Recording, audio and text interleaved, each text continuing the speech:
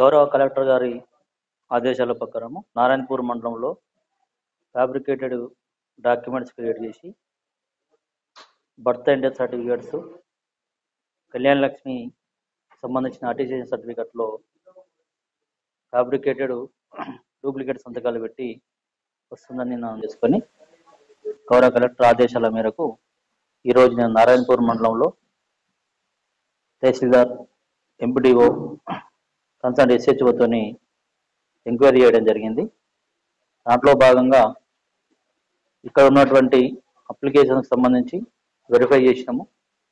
దాంట్లో ఎవరైతే నారాయణపూర్ మండలానికి సంబంధించిన మెడికల్ ఆఫీసర్కి సంబంధించిన సంతకాలు ఫోర్జరీ చేసినట్టు దాంట్లో ఆమెను కూడా ఇక్కడికి పిలిపేయడం జరిగింది.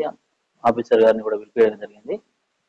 దాంట్లో దానికి సంబంధించిన మా దగ్గర ఉన్నటువంటి కళ్యాణ లక్ష్మి అప్లికేషన్స్ సంబంధించి కూడా అప్లికేషన్స్ అన్ని తీసి ఆమెకు చూపించడం జరిగింది. కొన్ని నా సంతకాలు కావు అని మాకు చెప్పడం జరిగింది. ఏదైతే ఆమె సంతకాలు కావని చెప్పినా ఒక 15 వరకు ఐడెంటిఫై చేసినాము.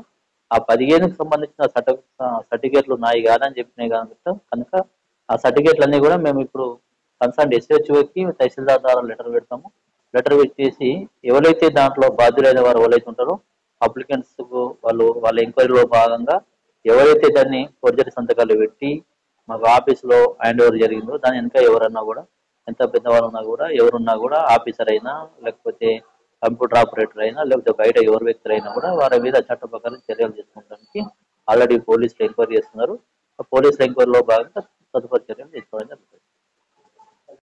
ఎంపీఓ అనేది ఇంకా కన్ఫర్మ్ కాలేదు అవి సంతకాలు. అవి ఇప్పుడు మేము కన్ఫర్మ్ చేసుకుని మనం మెడికల్ ఆఫీసర్ సంతకాలు అయితే ఫోర్జరీ అయింది, ఆమె కూడా కన్ఫర్మ్ చేసుకుంది మా సంతకం కాదని.